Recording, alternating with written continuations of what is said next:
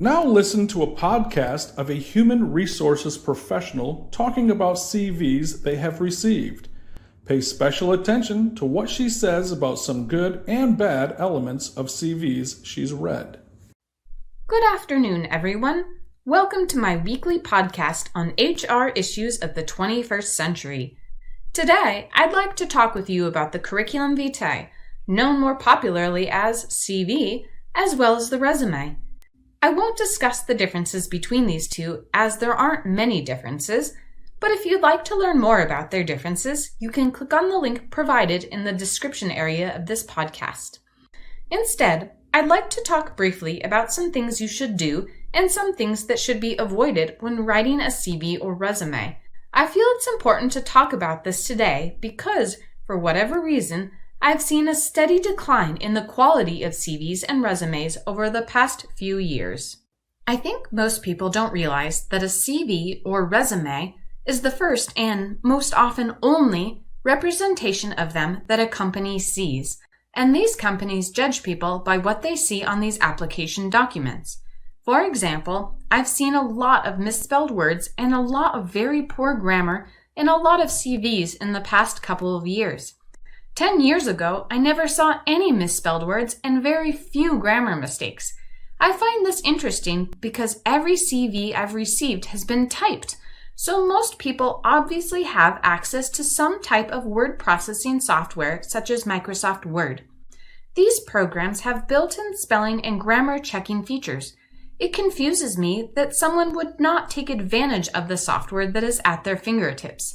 When reviewers see a lot of spelling and grammar mistakes, they quite often disregard the other information. In addition to the spelling and grammar mistakes, I've also seen quite a few CVs with no real order to them. A good CV follows a very specific order in how information is presented to the reviewers. For example, for a CV, the first few lines of information at the top need to be the individual's contact information.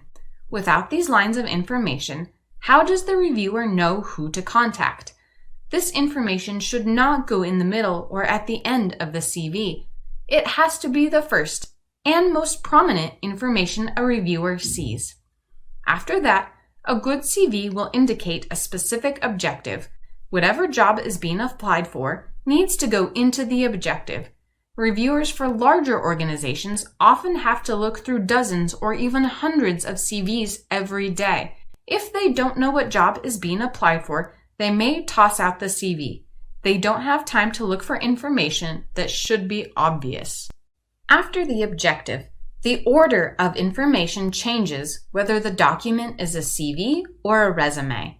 If it's a CV, the first category of information needs to be the educational accomplishments of the applicant.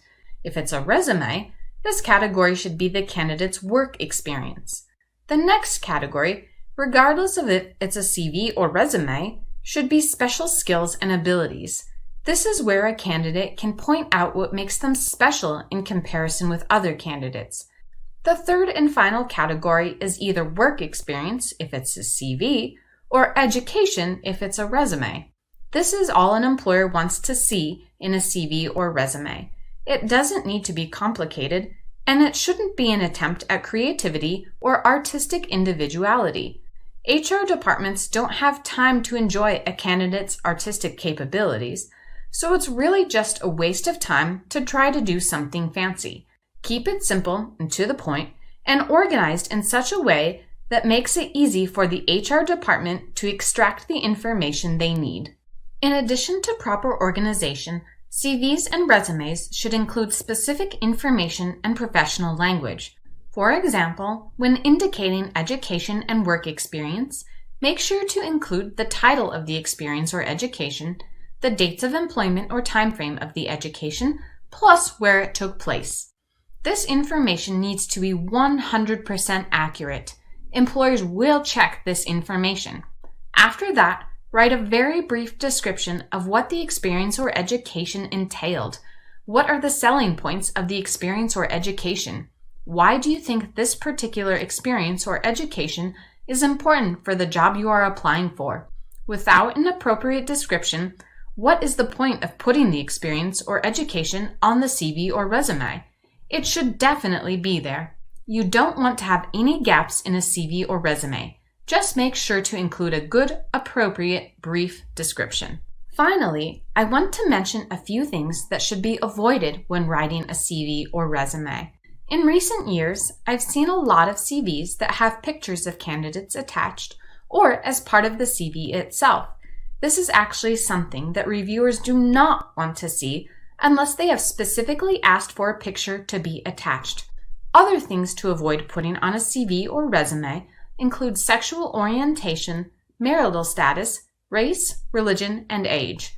Other things to avoid putting on a CV or resume are extensive details about hobbies and interests, as well as any negative comments about any past employers. Unfortunately, we are out of time today. Of course, if you have any questions or would like to leave a comment, please do so in the comment section of this podcast. Thank you for spending this time with me, and we'll see you next week for another episode of HR Issues in the 21st Century. Bye for now.